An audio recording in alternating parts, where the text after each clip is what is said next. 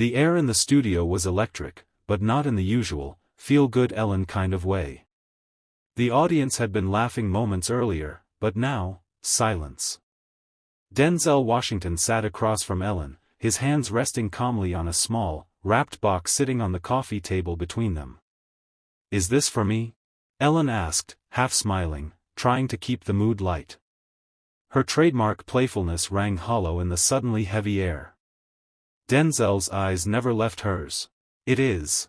But I need you to open it right here. On camera." A few chuckles rippled through the audience, but Ellen didn't join them. Her fingers hesitated at the ribbon, as if the weight of the box had doubled. The band's cheerful music had faded out, leaving only the hum of the studio lights. "You're making me nervous," Ellen said, forcing a laugh. "That's because it's not a joke," Denzel replied, his voice low, steady, the kind of tone that doesn't just fill a room, it commands it. The ribbon fell away. Ellen lifted the lid. Inside was an old, leather-bound Bible. Its edges were worn, pages yellowed with time. On the inside cover, in elegant black ink, a handwritten note: "Truth doesn't change, even when we try to hide it." The audience leaned forward. Ellen's eyes flickered between the book and Denzel, a faint crack in her polished composure. "What is this supposed to mean?" she asked, her voice sharper than before. Denzel leaned in slightly, never breaking eye contact. "It means I've been watching how you tell stories on this show. And sometimes, the truth gets lost in the performance." Gasps echoed from the seats. The director in the control room mouthed to a producer, "Cut to commercial." "Now." But Ellen lifted a hand, stopping them. "No," she said quietly. "Let's hear him out." And just like that, every eye in the room, and every camera lens, locked on Denzel Washington. Ellen shifted in her seat, the weight of the Bible resting heavily in her lap. The cameras stayed locked on her, but the sparkle in her signature smile was gone. The audience sensed it. This wasn't the warm, sanitized daytime TV moment they were used to. Denzel sat back, his hands clasped, but his gaze was unshakable. "You've built a career on making people feel good," he began, his voice calm but with an edge that cut through the silence. "And there's nothing wrong with that. But when you skip the truth to protect the comfortable, you stop serving the people who need it most." Ellen forced a smirk, trying to reclaim control. "Denzel, this is daytime television. We can't exactly get into every heavy topic, Anne." "You choose not to," Denzel interrupted, the words landing like a gavel. The audience audibly reacted, some gasping, others murmuring. From the corner of the stage, a producer subtly gestured for Ellen to pivot, lighten the mood, roll into a joke. But she ignored them, leaning forward, her voice carrying a sharper tone. "Are you saying I'm dishonest?" "I'm saying," Denzel replied slowly, "that you've been given one of the biggest platforms in the world. And instead of using it to challenge people, you keep them in a bubble." He tapped the Bible gently. "Truth isn't supposed to be comfortable, Ellen. It's supposed to be real." The control room was in chaos. "We can't air this," one assistant whispered to another. The stage manager's hand hovered over the cue card for commercial. But Ellen didn't call for a break. Her jaw tightened.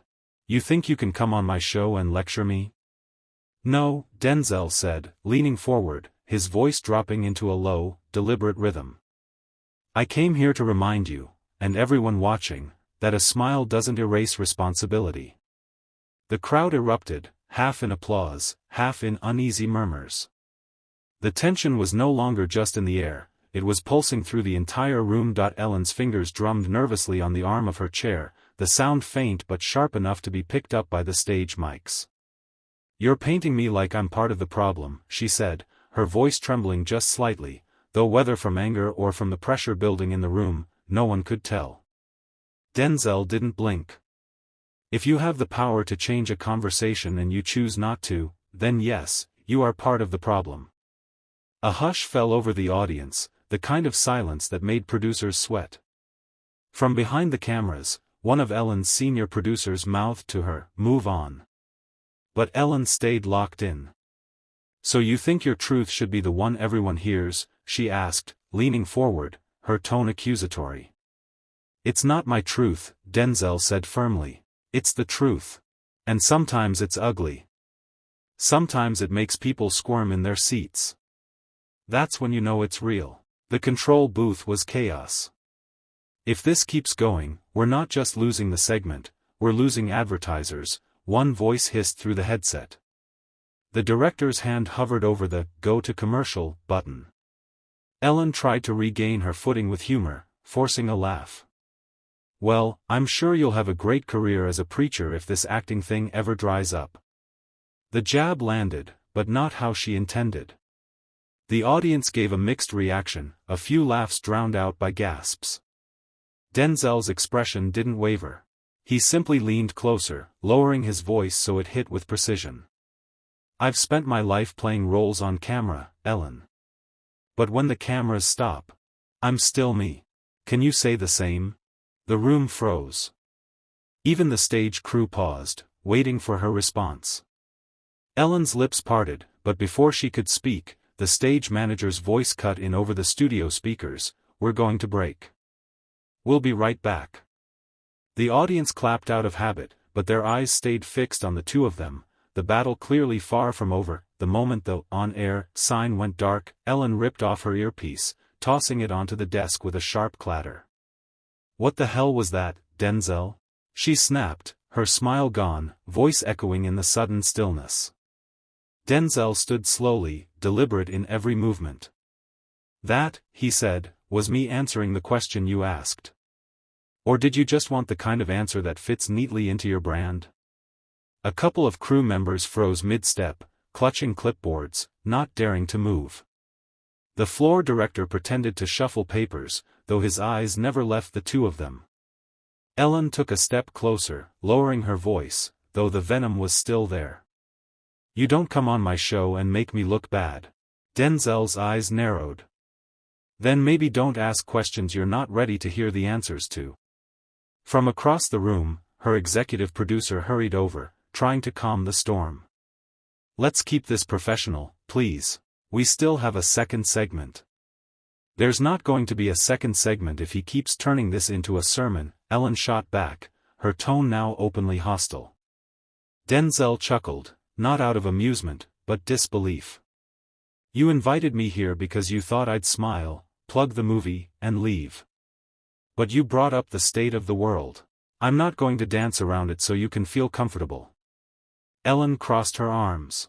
"Oh, so now you're the moral authority? The guy who plays make-believe for a living?" That hit a nerve, but Denzel didn't flinch. He stepped closer, voice low and unshakable. "Playing roles doesn't mean I don't know who I am. The question is, do you?" The silence that followed was suffocating. Even the camera operators, who had seen their share of on-set tension, stood rooted in place. The executive producer cleared his throat. "Ellen, we need you back in the chair. We're live in 2 minutes." Ellen didn't move. Neither did Denzel. Their eyes locked like a pair of fighters waiting for the bell. The applause sign lit up, but the sound that filled the studio was hesitant, a ripple instead of a roar. Ellen slid back into her seat, smile fixed but colder than before. Denzel followed, his posture unyielding, his gaze steady. "Welcome back," Ellen said, her voice smooth but tight at the edges. "We were just talking with Denzel Washington, and he has a lot to say today." The audience chuckled lightly, unsure if it was meant as a joke. Denzel leaned toward the mic, not missing a beat. "When you ask real questions, you get real answers." His tone was calm, but it cut through the air like a blade. Ellen's smile faltered just enough for the cameras to catch it. "Well, some people might call your answer a little preachy." Denzel didn't blink. "And some might call your question loaded. But I guess that depends on whether you want truth or just a soundbite." A few audience members gasped, their eyes darting between them like they were watching a tennis match. Ellen's producer was waving from offstage, a desperate, wrap-it-up motion, but neither seemed ready to back down. Ellen clasped her hands together, her tone dipping into sarcasm. "You know, Denzel, you've played a lot of strong characters, but maybe you're just acting right now." That got a bigger reaction, a mix of laughter and shocked murmurs. Denzel, still calm, tilted his head. "If this was acting, Ellen, you'd be the one with the script." The crowd erupted. Half clapped, half gasped. Ellen's smile froze, her eyes flashing for just a second. The tension was no longer under the surface, it was front and center, live, and unfiltered. The studio lights felt hotter now, the air thick with a kind of anticipation that no cue card could control. The audience was no longer just watching, they were invested. Some leaned forward in their seats, grinning like they'd stumbled into history being made. Others looked uneasy, as if waiting for a line to be crossed.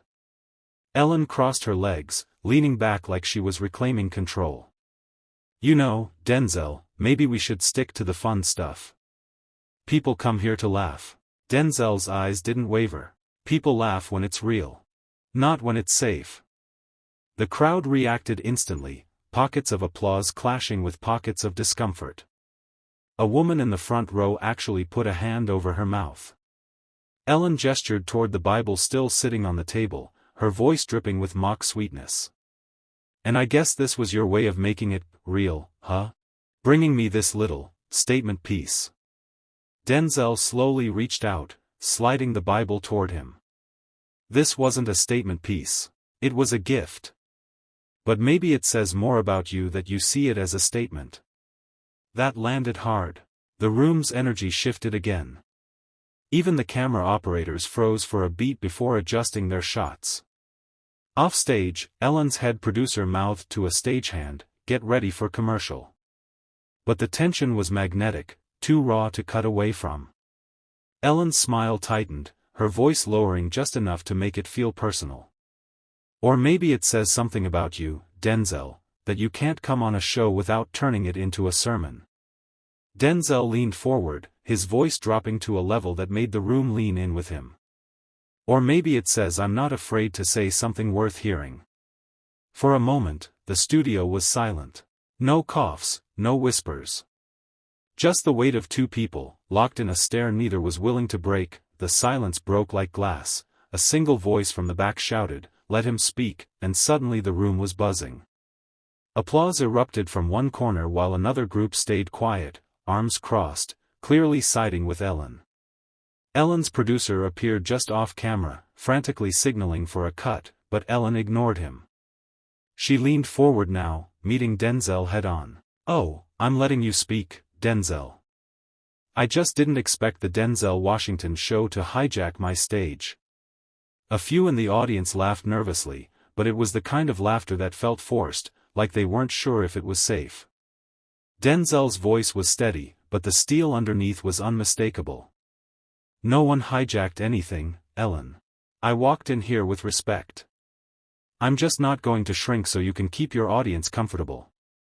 The crowd reacted again, louder this time, cheers mixing with murmurs. The stage crew exchanged looks. They knew this was no longer a late-night puff segment. Ellen tilted her head, her smile sharpening into something that wasn't about humor anymore. "And what, you think handing me a Bible makes you some kind of moral authority?" Denzel didn't blink. "No. But it does make me someone who still believes there's value in speaking truth. Whether it's welcome or not." That line sent a ripple through the audience. Someone in the second row muttered, "Wow," under their breath. The cameras caught Ellen shifting in her seat, her eyes darting toward the producer's frantic gestures again. But Denzel stayed locked in, unshaken. "You wanted me here because you thought you knew what I'd say. The problem is, I came to be real, and real doesn't always fit the script." The crew braced. The next move could turn this from tense to explosive. The tension had reached a point where even the hum of the studio lights seemed louder than the audience. Ellen glanced toward the control booth. The director's hand hovered over the signal to cut to commercial, but his eyes stayed glued to the stage, like he didn't want to be the one to break it. "You know what, Denzel?" Ellen finally said, her tone sharper now, all traces of playful banter gone. "This isn't church. This isn't a lecture hall. This is my show, and I don't owe you a platform to preach." The air shifted.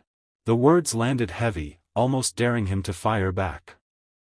Denzel leaned forward, elbows on his knees, his voice dropping into that low, deliberate cadence that made the room feel smaller. "And I don't owe you my silence so you can keep selling the version of yourself that's safe for ratings." A wave of boos rolled through the audience. The second row was leaning in now, phones in hand, subtly recording. Ellen's smile twitched. It was the kind of smile that says I'm still in control, even when it's clear the grip is slipping. "Careful," she said. "You might just make yourself look like the bad guy here." Denzel didn't miss a beat. Or maybe I'm just the only one not pretending. That was the breaking point. The audience gasped audibly, and before Ellen could fire back, the floor manager stepped into view, signaling hard, a wide circular motion with both hands. Cut to black. The commercial break came early, sudden and jarring, the studio applause sign still flashing as the cameras faded out. Backstage, chaos ignited instantly. Crew members moved quickly, headsets buzzing with rapid instructions. Ellen was up out of her seat, pacing, her mic still hot enough to catch a sharp, "Get him off my stage before we come back." Denzel stayed seated, calm, unmoving, as if he were the eye of the storm. When the cameras went dark, the polite veneer collapsed instantly. Ellen's heels clicked sharply on the studio floor as she approached, her smile gone, her voice low but laced with venom. "What the hell was that, Denzel? You come onto my stage and try to humiliate me?" Denzel stood slowly, straightening his jacket, meeting her glare without a flicker of hesitation. "No, Ellen. I came here to talk like two people having a real conversation. You turned it into a performance." Her jaw tightened.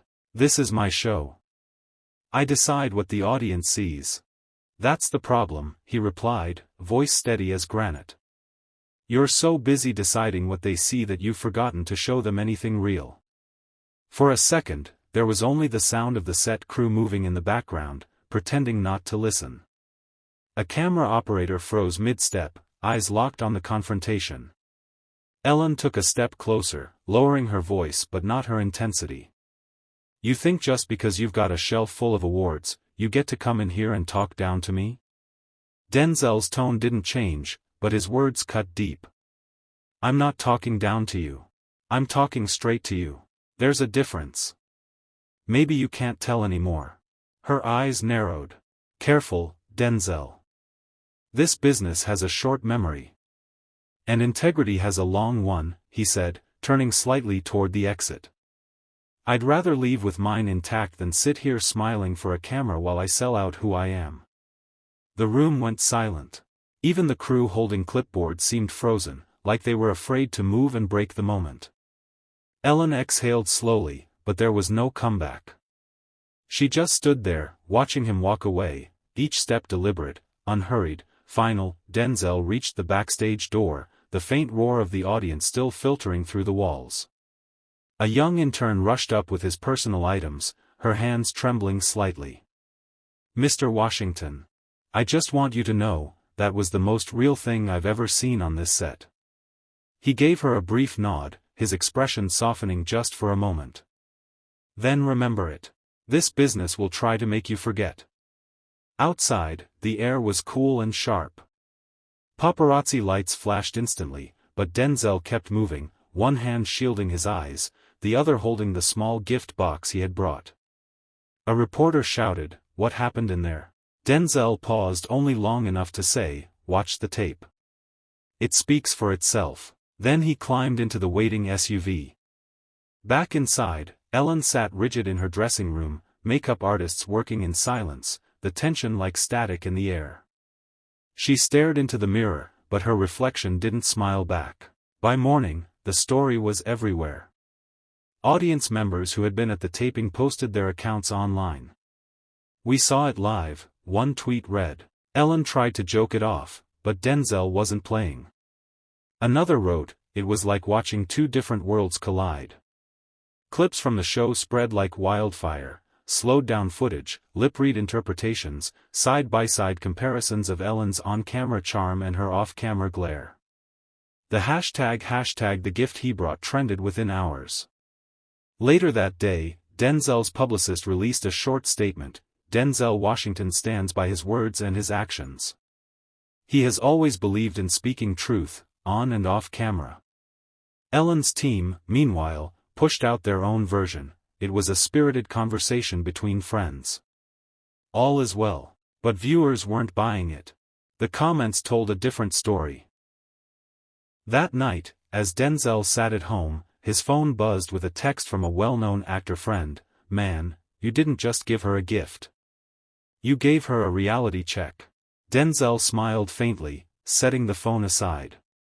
The gift box still sat unopened on his table, not because Ellen hadn't wanted it, but because the truth inside was never meant for her stage.